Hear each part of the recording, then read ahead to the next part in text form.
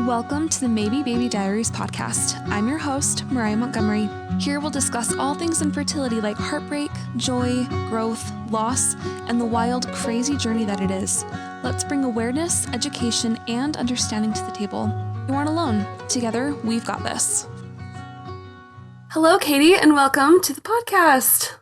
Thank you. Thanks for having me. Thank you for being here. Can you tell us a little bit about yourself and what you do? Yes.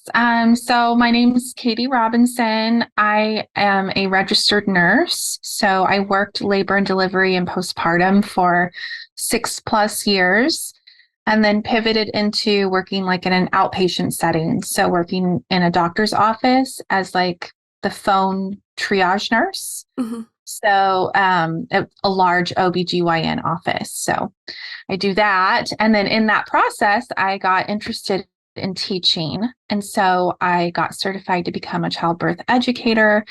And it turns out I'm just kind of one of those constant learners and realized that, you know, there is some room for improvement in our nutrition care for women's health in general, but especially like perinatally. Mm-hmm. And so I am wrapping up my certification now in a professional prenatal nutrition expert program.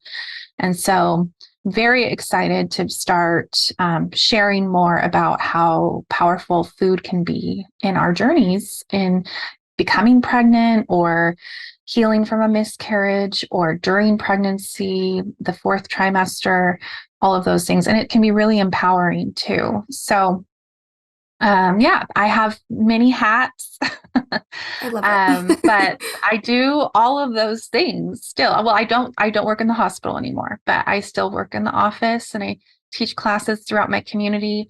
And I plan on teaching, incorporating some nutrition in my teaching, and then possibly doing some nutrition coaching for birthing people. You are busy. Yeah. You have a lot going on. Yes. But I love it. And that's why I do it. I'm passionate about it. Mm-hmm. I love it. Yeah. So tell me about what your family building process looked like. Okay. So I am about to turn 35. So this is about like 10+ years ago when I started my, wanting to have kids with my partner. And, we got married and okay, let's have a baby. And I just, I was young, I was like 24. And I thought, people get pregnant on accident all the time. Like this is going to be, I want a baby. So that means I'm going to have a baby. And we did, but it took a while for us to get pregnant initially. I think it was like 6 to 8 months of trying before we got pregnant. And then I had a miscarriage around 7 or 8 weeks with that pregnancy. So there was that. And then we tried again. And then I had another early miscarriage and then tried again. And then that one, I went to full term with my son, Wyatt, when his 10th birthday is actually today. Oh, happy birthday. Yeah. Yeah. So special, my rainbow baby. And then after a couple of years, we were like, okay, let's have another, we want to have 2. And it didn't take as long to get pregnant that time. But I got pregnant. Everything was going great. I think my appointment was like my 9-week ultrasound and everything had been going fine. And that one really sticks out in my brain because they were doing the ultrasound and they said, oh, there's 2. And that there was twins. And I started like panicking because that was never something I thought I would want or could do or anything. And I'm like freaking out. And then it's like really quiet for a couple minutes. And then they go, but there aren't any heartbeats. Oh. And so then they were like, okay, let's see. Maybe your dates are off, which can totally happen. I didn't think that was the case for me. but it's possible. So then they had me come back, in a week or so, and there were still no heartbeats. So with that one, because I was like 10-ish weeks, um, I had a D&C with that miscarriage, and then got pregnant again a couple cycles later, and that's my youngest, Carter, now. But I did have placenta previa with him, Oh where my the goodness. placenta is covers the cervix. And so bleeding episodes and, C-section, he was born a little early. But it turns out that, with uterine surgeries, that increases the likelihood of placenta previas. So, and it was such close proximity to each other, that I always kind of like wonder if that was why, is having that D&C. But, who knows, right? We I never know. know for sure. And he's healthy, he's fine. He's going to turn 8 next month. Oh, So that's so fun. so yeah, so it was not like this just perfectly smooth path. I wouldn't qualify it as infertility, but it was a bumpy road along the way, and definitely influenced our decision not to have more. Like, we were like, this is too stressful and Hmm. anxious and scary. And I just didn't want to put myself and my body through that anymore. And I had to. So I was happy to be done after that. Yeah, that's very understandable.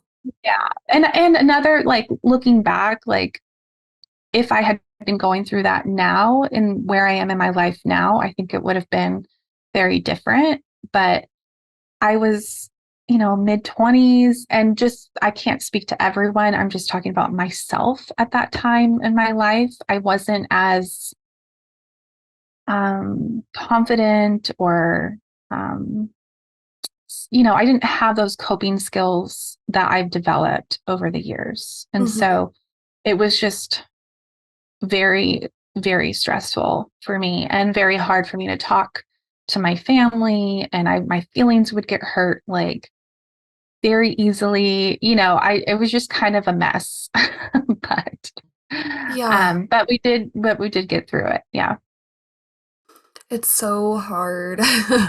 I've just had one miscarriage and it's been 3 years and I still am so sad about it sometimes if I think about it too Mhm. long or if I think about, like my baby would be 3 and Yeah. it's hard. Yeah.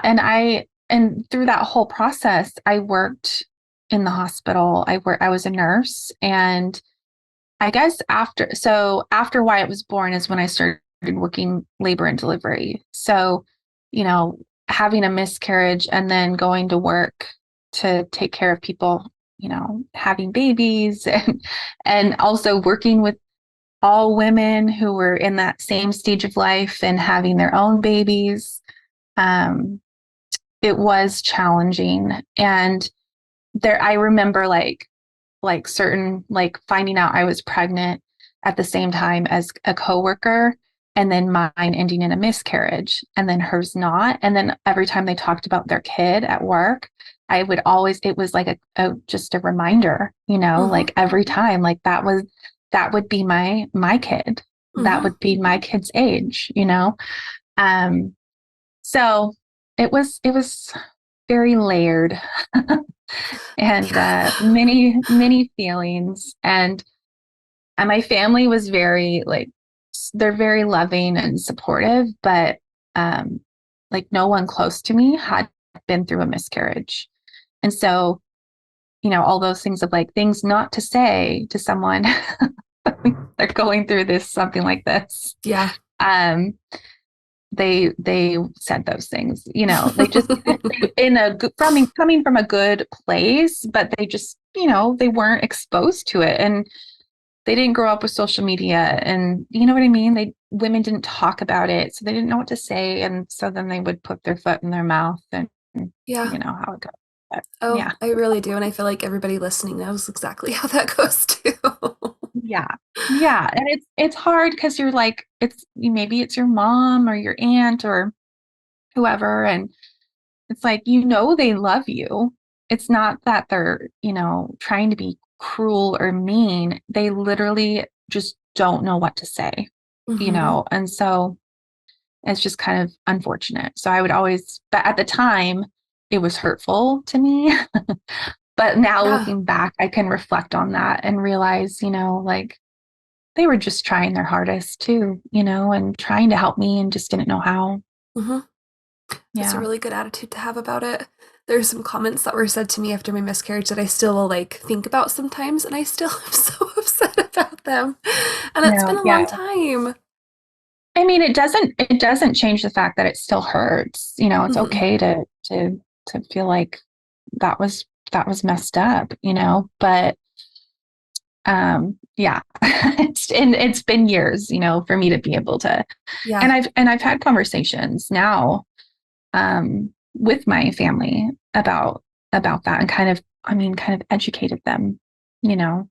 Good. I love Yeah. that. I feel like we almost have a responsibility sometimes to, Hmm. show them the other side of what it looks like when Right. somebody says something that can be hurtful. And it's Right. And not a then fun responsibility, but it's one no, we have. totally. It really came up more when my brothers, because I have two brothers and they're younger than me and they got married. And then it's like, of course, as soon as they start getting married, people start asking them, when are you having a baby? Hmm. How much longer? All these things. And I had to kind of shut that down a little bit because it turns out there was some infertility stuff going on. And I mean, how hard is that? So, and my family just has never experienced anything like that before. So, Hmm. yeah, I had a couple of frank conversations with some family members. That's good.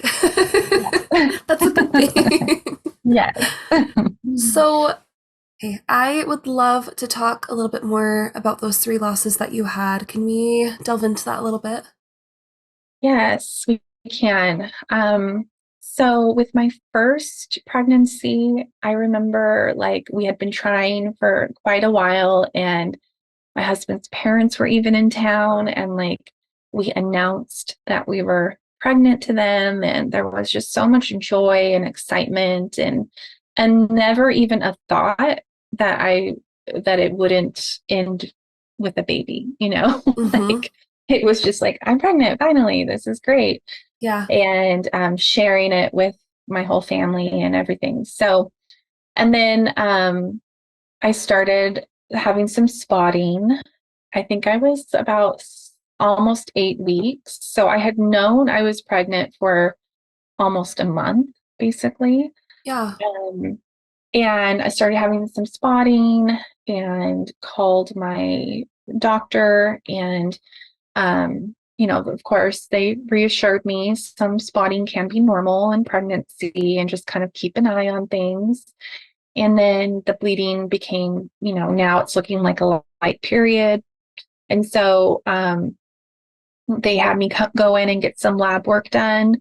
And, the repeat HCGs, and it indicated that they were falling, and that it wasn't a viable pregnancy. Hmm. Um, and it appeared my body was already, starting the process on its own.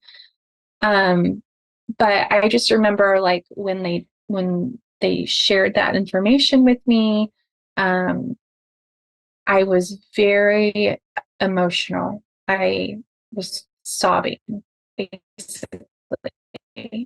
And my husband is, God bless him, he is such an incredible man, but he's not very like emotionally equipped. That's a nice way to put it.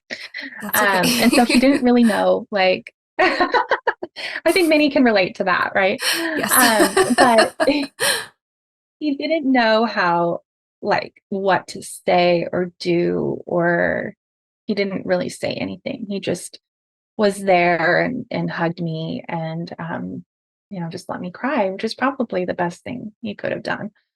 And then, I had heavier bleeding for a few days, strong cramping, and then just kind of it just tapered off. But the hardest part was sharing with my family that the pregnancy, that I miscarried. Mm-hmm. And then I had my husband call his parents and tell them. But and I called my mom and I was like, you can just tell. So that was very, very difficult. And I struggled a lot emotionally with that. Like I just remember feeling very like depressed and emotional, and um my work gave me a week off of work, and they were very kind and sweet about it. But I was struggled basically. Yeah. um yeah, and then so then after that, I wanted to try again as soon as I could. Like that was my way of trying to focus on something else. Mm-hmm. um and I didn't like I, I was thinking about it, like I didn't like do like any like ceremony or anything like that with that loss. I was going to therapy, and I did talk about it in therapy, to help me kind of process it. And I did write a letter to the baby in my journal, which going back, like I can go back and read that today and it will still just like bring me to tears, Yeah. and it's still really special, because it's like even just words on the paper, like it's like his. I always say his because I have boys. I mean, who knows? Maybe it was a girl, but Yeah. um, it was his existence, like proof, that I have. Yeah. So I'm really glad she told me to write a letter. And I ended up doing that with each loss that I had. Um, and then, so then we tried again and got pregnant. I don't think it took very long. Um, and then that one was a quite early loss. It was like I found out I was pregnant, took a pregnancy test, and then I was like super nervous. I remember calling the doctor and saying, I'm pregnant. I know I'm pregnant. And they're like, when did you take a test? And I'm like, I haven't taken a test yet, but I know I'm pregnant. Like I feel pregnant. Mm-hmm. And they thought I was like, I think they thought I was crazy. Um, but I was pregnant. I knew it and I could feel it in my body. Um, and I was like, before I even got a positive pregnancy test, I wanted to get blood work because I was just so anxious about it all. Um, and so they said, well, wait till you get a positive pregnancy test, and then we'll have you come in and get HCGs to help you with your, processing of Yeah. this. There was no concerns yet or anything. Um, but yeah, so I did that and then got the HCGs, and they were rising, but not very much. But it was so early that's still like, not surprising. Um, and then like a couple days later, the pregnancy test, I took another pregnancy test and it was negative. And then like I started bleeding like a period right away. So it was a very early loss, but still pretty, there was a lot of feelings because I Yeah. had just had a loss. And so it just made it seem like it almost verified maybe there's something like wrong with me, like why I've had two miscarriages right after each other. There must be something wrong. Like what's going on? And that just kind of escalated all of those worries and feelings. Um, And I did share it with my family after the fact. I did, like my mom and, my close family, women in my family. Mm-hmm. Um, so yeah, so that was difficult as well. But like the physical part of it was basically not very difficult. It was just like a period. Mm-hmm. But emotionally it was still very difficult for Yeah. me. But yeah, and then I went on to have a little bit later, I got pregnant again, and I was again super anxious and worried and scared, and there was a lot of emotions going on. And I was calling the doctor every day, like freaking out, oh, I Mm-hmm. felt this, maybe I'm miscarrying, like, because they said we're not going to do work you up for any infertility unless you have 3 or more miscarriages. Um, and so I was just like super on edge about it. And but with this one, what was different was that I was incredibly nauseous. Um, and I puked all day, every day, and was miserable. Yeah. But it was a viable pregnancy. But it was a very difficult pregnancy for me. And I think because also like because of everything I'd been going through over the last like year or whatever, I wasn't in very good shape. I was very emotionally like fraught, Mm-hmm. um, and hadn't been taking very good care of myself. Yeah, I don't think. And so I don't know if that was related to how difficult the pregnancy was. I mean, I puked multiple times a day for Oh, 7 months. I mean, it was terrible. And then just still, then after that, sporadically until he was born. I had pubic symphysis separation. owie. Yeah. And then I had gestational Oh diabetes. my goodness. Yeah. It I'm was so rough. And sorry. I mean, I was just so happy. I was very excited, but it made it challenging because I felt so terrible. Mm-hmm. Um, and, I was still happy, but then I'm like, gosh, is this what this is? Like, this is just something else. But yeah, he was born. It was a difficult labor as well. I pushed for over 3 hours, but he was born and he was healthy. Um, and the recovery was okay. I mean, everything went well there. Mm-hmm. And yeah, and then I was a mom and had my little one, and I was very excited about that. And he is very special to me to this day. Yeah. Um, we have a special bond, definitely. Me and my oldest, we're very much alike. Um, and then after a couple years, we decided to try to have another. I had to kind of talk my husband into it. I think he was kind of traumatized over I bet. everything that had happened. And Yeah. I didn't really like, I wasn't excited, honestly, about going through all of this stuff again. Mm-hmm. But I just knew I wanted more than one kid. And I was willing to go through it to try to have more than one kid. Um, and so yeah, so then we got pregnant after a few months, I believe. And then um with that one, I was I was just continuing to be pregnant. Everything was turning out fine. No bleeding, no spotting. I was like, oh gosh, those miscarriages must have been just kind of a fluke, before Yeah. Wyatt. And but then we went to that first appointment. The doctor was doing the ultrasound, and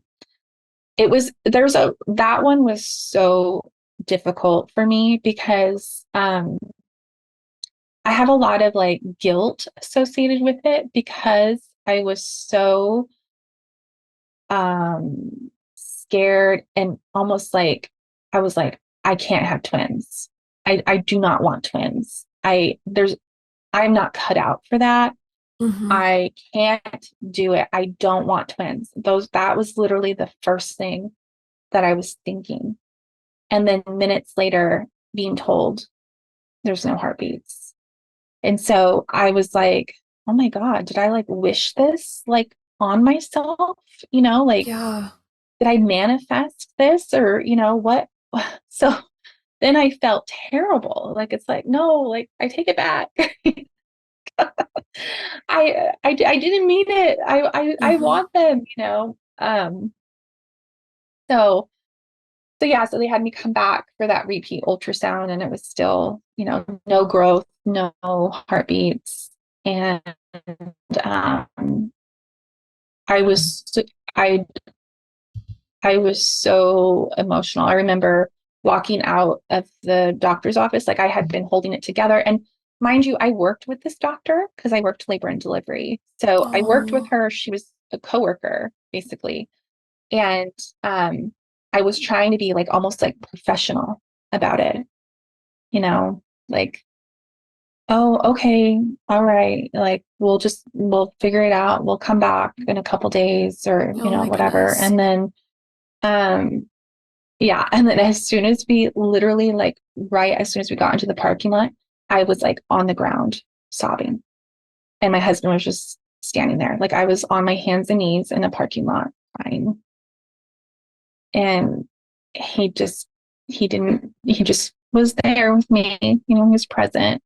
But I was so upset. And I don't know if it was those mixed feelings, but obviously, I mean, it doesn't matter. It's hard no matter what, right? Yeah. But I was very, very upset. And then I didn't know my body wasn't having any signs of starting a miscarriage. I wasn't spotting, I wasn't cramping, and I was, so, so by dates, I was like close to 10 weeks, but the baby's only measured like, I think 8 weeks. Yeah. Just so blindsided. hmm And so I didn't want to wait and see if it would start on its own. I was like, if it hasn't started in 2 weeks, from the date that they stopped growing to almost 10 weeks, I just didn't want to like put myself in that position, like emotionally. So I opted for a D&C. And that was a very bizarre experience for me because I worked there, So Yeah. um going through something very vulnerable in front of people that I'm usually professional with. And then being the patient walking into an operating room, like wearing a gown and my butt is showing and I'm trying not to cry. And it's like, that's the anesthesiologist I work with. And there's Dr.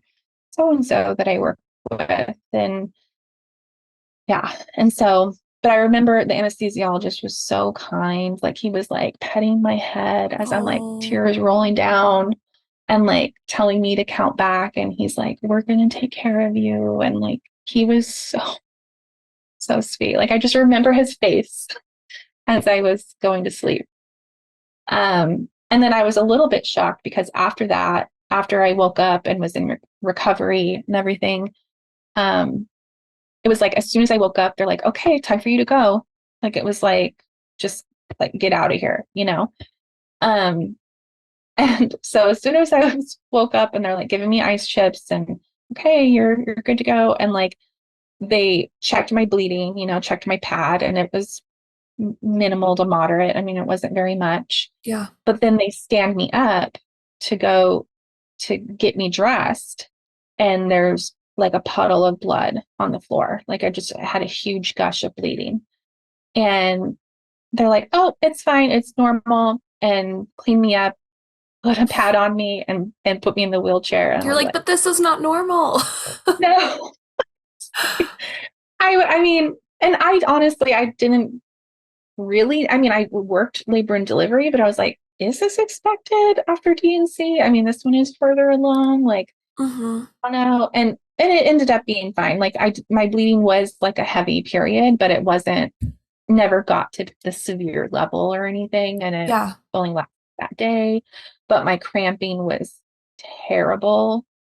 I felt awful is like with cramping. So I remember we stopped at Carl's Jr. when we're talking about nutrition today, and I wanted a breakfast sandwich from Carl's Jr. Good for you for listening to your body though, right? Yeah, Like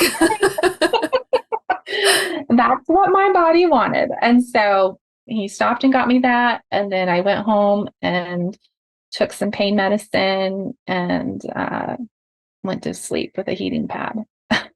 But yeah, so all of that was a lot to go through. And I just remember in that stage of my life, like anytime I was around somebody that was pregnant or just so excited that they were pregnant, coworkers, things like that, I remember just being so angry and like jealous and sad and just very had a hard time processing all of those emotions. Um, but thankfully I was seeing a therapist and, it took time. And yeah. I think, being able where I was do have two sons, that are healthy. And that has helped me process that. And I can't imagine continuing to have losses and not getting that baby, at the end. Mm-hmm. So, I mean, I can imagine, but it's just not the same. Right. So that definitely, I recognize the difference of my situation to someone whose story is different. Yeah. Um, but yeah, it doesn't change the fact that my story was hard as well. Oh, not even a little bit. Yeah. It's all just hard. I mean, loss and Yeah. infertility, it's Hmm. complicated and it's messy and it's difficult and there's no way of getting around that. So, Right. did you Hmm. ever find out why you had three miscarriages? Did they ever do the workup for you or anything? Or No, they didn't because after each one I would get pregnant and then I didn't want any more, mm-hmm. so then it was just like, what was the point? Yeah. Um, so yeah, I never did find out why that was happening. But like I mentioned, I mean, now when I'm learning so much about nutrition and inflammation and oxidative stress and blood sugar and how all of those things impact our fertility and our health of our eggs and health of our uterine lining and all of those things. I was not in a very healthy place physically, as well. So that could have been maybe that played a part that just made it just more challenging for me. Yeah. Who knows? Yeah. Yeah. It's still so hard though. Mhm. Yeah. And I hate to like put blame on myself, so Right. it's like, it is what it is, hindsight is 2020. I wasn't aware of the importance. Yeah, Yeah. you don't know what you don't know. Right. Exactly. I know that now you are moving into this like nutrition space and you're trying to help people do all of the things nutritionally. And I think that that is so important and so needed. So, can we touch a little bit on what it looks like with you supporting somebody through miscarriages? I hope I'm wording this correctly. Um, like nutritionally, like what that would look like. Yeah, it's just something that really isn't addressed very often, especially with me working in like an office setting. And I talk to people almost every day that are experiencing a miscarriage. And before taking this class, I never really mentioned food. I would go over what to expect and offer emotional support and things like that, but didn't really touch on this. So for miscarriages, I'm hoping to implement it more in my day job, Mm-hmm. but also sharing information online and trying to spread the word a little bit. I don't know if it will be offered so much as like coaching, Yeah. or maybe a freebie or, an offering that people can download to learn more about it. But this is information I didn't know, no one talked to me about when I was going through it. It just, especially if it's an early miscarriage, it's just kind of like, oh, you know, your body will do what it needs to do, and then you'll kind of bounce back, eventually. So, but food can help with that process. So I'd like to spread the word a little bit about that. Yeah. So, I would say first thing is like, when we've touched on it, this is super hard for many people and like very emotional. It's not just something physically going on in your body. It's also you're emotionally healing as well. And food and emotions are very connected, right? I mean, you hear a lot about how people say, oh, you shouldn't when you shouldn't eat your feelings and stuff like that. But the reality is that we do, like there are certain foods that bring us comfort. And that's okay. There's nothing wrong with that. There's okay if like tacos make you happy. I mean, well, Yeah, right. everyone. So it's like it's a good thing too, and you can use food in that way. So trying not to like have any really strict rules about food when you are recovering from a miscarriage. And if a certain food is very comforting to you, like you really are craving your mom's, German chocolate cake, or whatever it is that brings you that comfort. And this could be cultural too, right? So if there's a certain stew or soup or something that your mom would always make you when you were sick, or not feeling good, those kind of foods can be really helpful in this time emotionally. Mm-hmm. Um, so that would be the first thing. And then not having any rules about it. Like if it's like not a healthy food, I'm doing air quotes now, but that's okay. It's just giving yourself grace and enjoy and a little bit of enjoyment. Um, Another thing would be when you're healing from a miscarriage, a lot of the priorities in our body are in the healing process and then also replenishing blood that you lost. And then a return of hormones back to preconception level, right? And so there's a lot of different things happening in your body. And sometimes digestion is not a priority for your body. So your digestive system oftentimes slows down when you are, after having a baby or after having a miscarriage. Mm-hmm. So trying to eat foods that would be easier on your digestive system, things that are warm, cooked, broth based. Those things can be really helpful. Raw, like eating a veggie tray, raw vegetables, that's just more work for your digestive system to digest it, right? Yeah. Oh, Versus yeah. because the cooking process is like starting the digestive process. So it just is like making it more efficient for your body. Mm-hmm. And then imagining like hard foods versus watery, soft, warm foods going through your intestines. Like it makes sense. The warm and soft would be a little bit easier on your body Mm-hmm. because we really don't want to add in like any constipation, any added pain to what you're already experiencing. Right. Yeah. And then another thing would be trying to focus more on light meals. That kind of goes on with the digestion. Um, Things that are like super greasy, super fatty, or just really big portions is harder on your digestive system. So trying to, just eat smaller quantities, and you might intuitively be doing this. You might not have a big appetite during this, and that it makes sense that it's like your body's way of like trying to protect itself. Mm-hmm. Um, yeah. And then there's a few nutrients that are important too. So I mentioned blood loss, and your body needs to replenish whatever blood you lost. Because I mean, maybe you only bled for a few days, but some people bleed for weeks.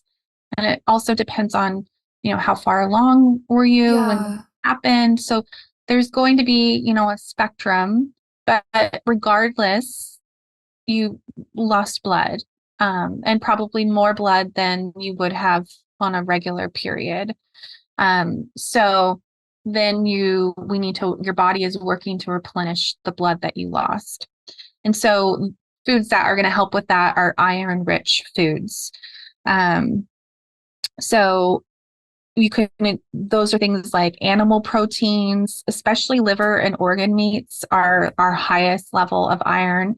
That's going to be, some people are like, that's a no-go, but some people are all about it, and many cultures throughout the world eat these foods every day. Mm-hmm. But if it's not typical in your diet, like for me, it's not, some tricks would be like getting liver or organ meats ground up like ground beef, and Mm-hmm. then mixing it with some ground beef Oh, and that's a really then good idea. cooking it.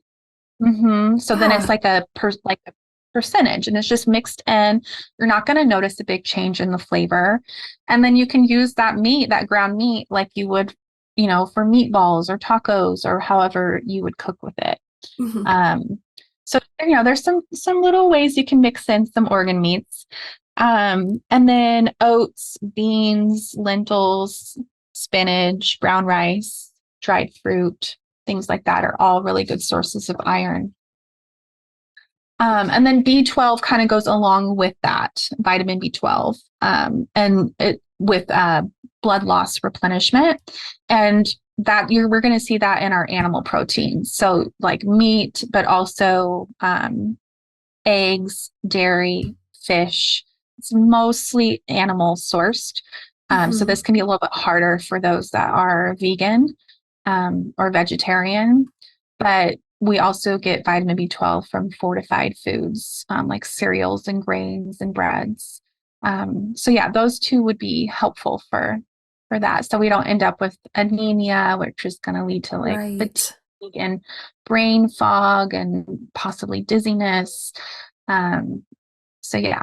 And then also your uterus needs to heal where that pregnancy was implanted. Um, and so some vitamin C is really helpful for the healing process, any wound healing. And so adding color to your meals, with, strawberries or citrus or bell peppers, also like broccoli, tomatoes, and cruciferous vegetables. So you can see, like, if you think about it, like the animal protein and then some vitamin C, and then maybe like a broth based soup with some of these vegetables and some meat in it, and then it's warm and it's cooked. It's going to be easier on your digestive system, and you're Yeah. also going to be getting those nutrients, and it's probably going to be very comforting, a soup. And that many soups or stews are very cultural as well. um, so yeah, and then there's, your herbal support as well, like red raspberry leaf tea is great for uterine efficiency.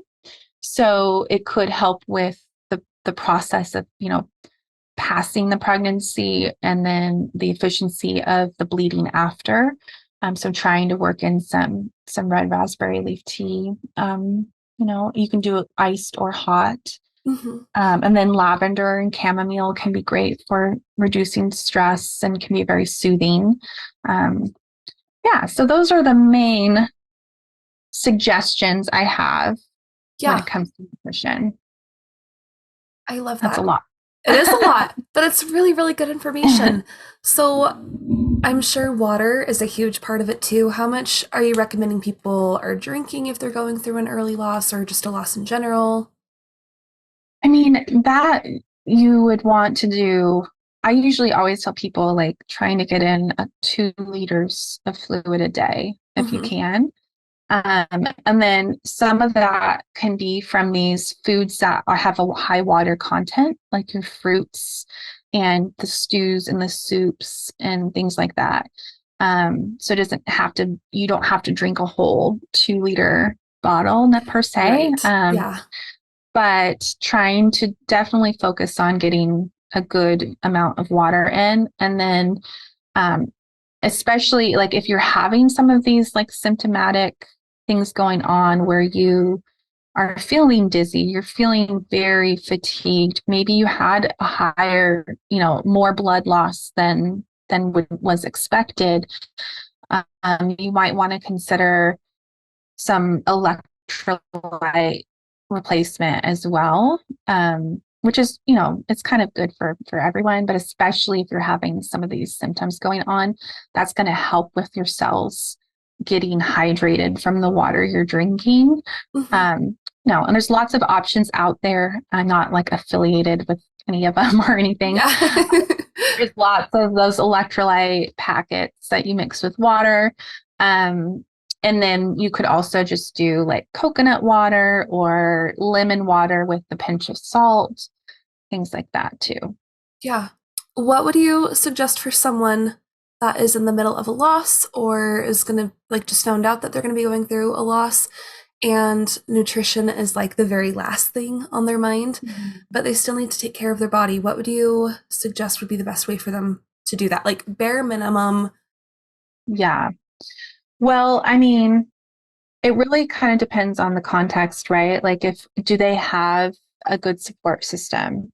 If they do, asking them to help and provide some of these foods that I talked about so that you don't Mhm. even have to worry about it. You just it's just there Yeah. and you can Yeah. heat it up when you need it or and these are foods that are great to cook batched and then like to transport. Also you Hmm. could freeze soups and stews and things like that as well. um so if anybody is available to help with that, that would be amazing. Some other options would be, if the partner could help with making a stew, and then just like I mentioned, doing a large amount of it, and then um, freezing some of it. That way you can just heat it up when you are ready to eat it, or the refrigerator, depending on how long you're planning on eating it. Yeah. Um, so that would probably be the easiest way. And then like we know that bone broth is so good for us when it comes to this replenishment and with all of these great vitamins and collagen, and it's also warm. Um, and you can make your own bone broth, but you can also, there are some good options out there to buy it. And so that's something that's really easy. You could purchase, and then you just literally have to warm it up. And you can use that as your base of any soup or Hmm. stew.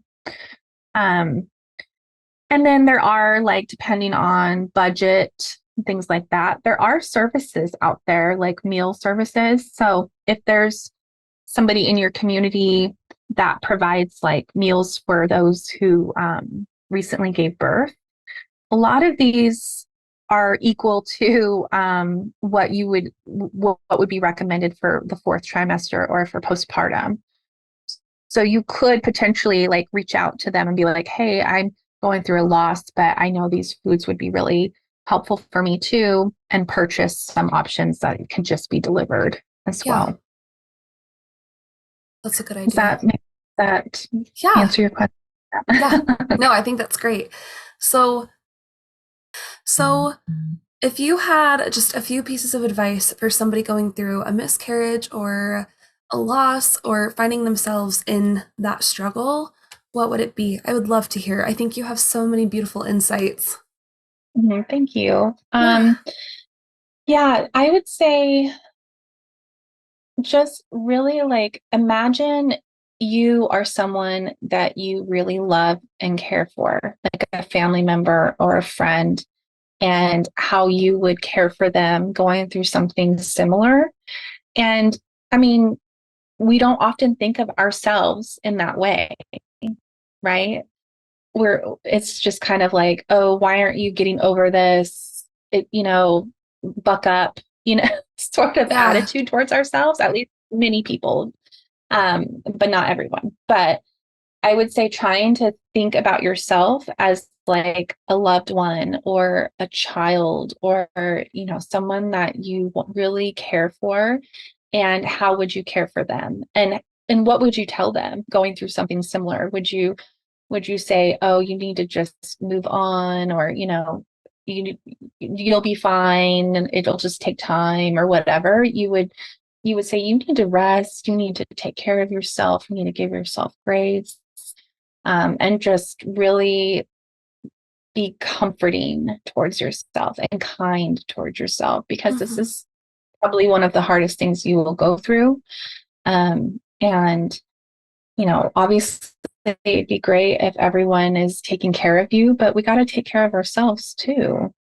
And then if there's people in your life that you can lean on, then lean on them and let them take care of you. Let them bring you food. And when your boss says, "Oh, you don't need to go back to work until this day," then don't go back to work until that day. Right. Like just be and heal physically and emotionally, and you'll probably never heal completely. There will always be that wound there. But hopefully over time it will be more healed, and not as fresh. And so part of that is food, right? Like caring for ourselves with foods that bring us nourishment and comfort and healing and replenishment towards our bodies. Hmm. Um, yeah, that would be the first things off the top of my head. I could probably go on and on about it, but Yeah. those are the top things. No, I think that is perfect. And I think that was very, Yeah, very well said. thank you. Yeah. I'm gonna have my husband edit this part out, but do you feel like there's anything else that you need to share? Do you feel like you said everything that you want to about this topic? I want you to feel happy with everything that you Yeah. said.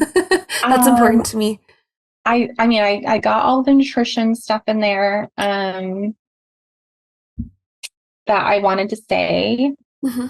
I don't, do you think that I talked on like myself efficiently or clearly enough? If you would, I don't know. I would love to hear a little bit more about how you coped with all of your miscarriages, because I feel like that's not Yeah. talked about a lot. And I then feel I like can I kind just, of like glossed over it instead of like what happened with each, yeah, yeah.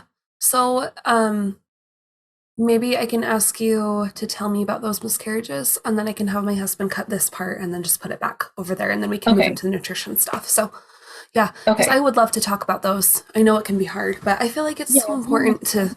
talk about Mhm. it. Totally. Yeah. I agree. Okay. Okay, awesome. Okay. Thank you so, so much for being here today. You are wonderful. You just are Thank so you. knowledgeable, and I love that you're willing to share your story and where you've been. And everything that you've said has been so I can't even talk right now. Informative. Oh, thank you so much for having me on and being kind and listening, a great listener with me being, sharing those vulnerable moments in my life. And also, helping to spread the word about food and normalizing just the whole theme of this podcast. I mean, it's just incredible to normalize this for more people out there, because it's something that I didn't have 10 years ago. So Yeah, I just love this sharing of knowledge that we have now with these kind of platforms that's out there now. me too. I'm really grateful for it. I didn't have this when I was starting my fertility journey 4 years ago. Mm, So I love that things are changing and that we're talking about it more and that more people feel called to share. So totally. really, Yeah. thank you. Thank you so much for being here. Thanks, Mariah. Yeah. Where can people find you? Where can people connect with you? Yeah, so I'm on Instagram, Katie's Childbirth Ed. And then I have, links to my website on there as well. But that's where I'm the most active. You can also email me at katieschildbirthed@gmail.com. But yeah, that's my main places. Perfect. Thank you so much for being here. You're wonderful. Thanks, Mariah. Yeah. Thanks. All right, guys, I'll see you in next week's episode. Bye.